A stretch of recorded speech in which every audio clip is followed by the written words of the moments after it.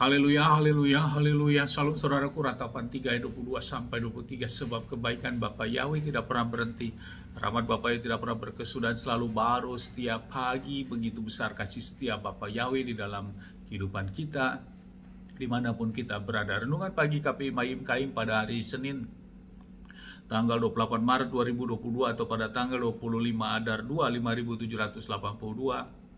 Yang merupakan kelanjutan pembacaan renungan Torah kita diambil kitab Keluaran 24 ayat 30 sampai 31 yang berkata demikian, saudaraku. Dan Harun dan seluruh Bani Israel melihat Musa, dan lihatlah kulit wajahnya bercahaya, dan mereka pun takut untuk mendekat kepadanya. 31. Dan Musa pun berseru kepada mereka, dan Harun dan seluruh pemimpin di dalam jemaat itu datang kepadanya, dan Musa pun berbicara kepada mereka. Saudaraku, perikop yang baru saja kita dengar dalam bacaan renungan Torah ini adalah wajah Musa bercahaya, saudaraku. Saat Musa turun dengan membawa 2 loh batu yang baru, saudaraku, yang perbedaannya loh batu yang pertama, loh batu tersebut Bapa Yahweh yang langsung membuat dan menulisnya. Namun karena sudah dihancurkan saat Mose turun melihat bangsa Israel menyembah patung lembu emas yang mereka buat, maka loh batu yang kedua ini adalah batunya yang memahat adalah Musa, saudaraku. Namun untuk menulis 10 perintah tetap Bapa Yahweh, saudaraku. Ada 2 perbedaan batu tersebut. Batu yang pertama dan yang kedua ini, saudaraku. Dan inilah Musa turun membawa 2 loh batu yang isinya 10 perintah Elohim Yahweh.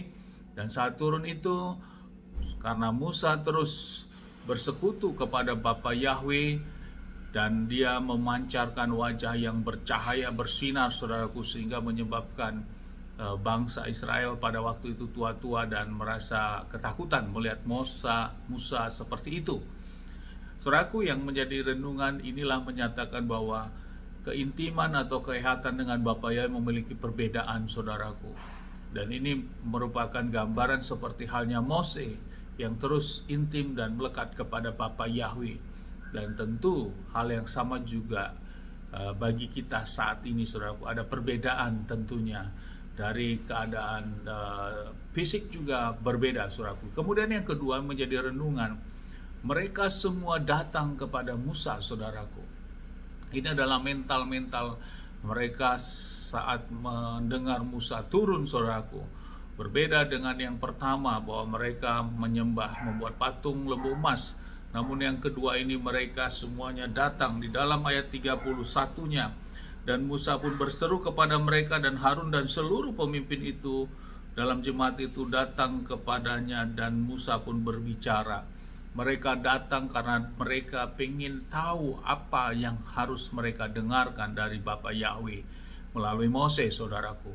Sikap inilah yang perlu menjadi renungan bagi kita, untuk kita kerinduan mendengar dan haus akan firman Bapa Yahweh, saudaraku, yang akan menuntun kehidupan kita. Sama seperti halnya Mose dan seluruh tua-tua bangsa Israel pada waktu itu.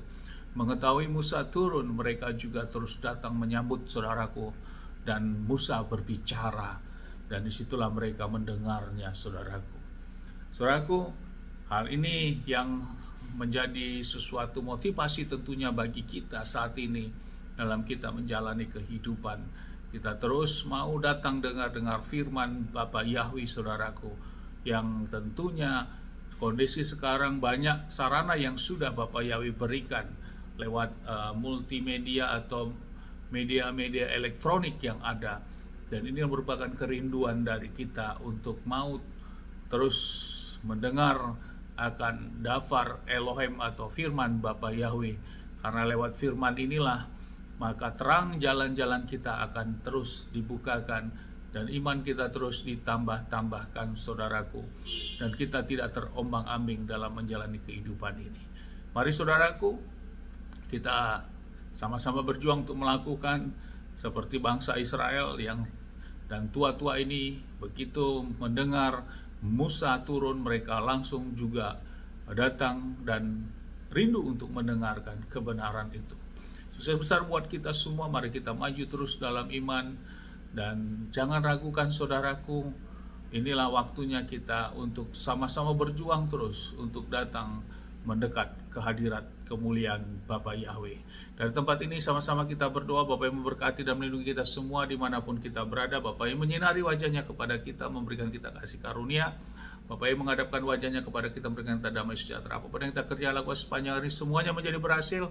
Dan kita orang yang percaya kepada Bapa yang kita tidak dipermalukan janji firman, hidup kita diberkati dan keselamatan ada dalam hidup kita. Amin, haleluya.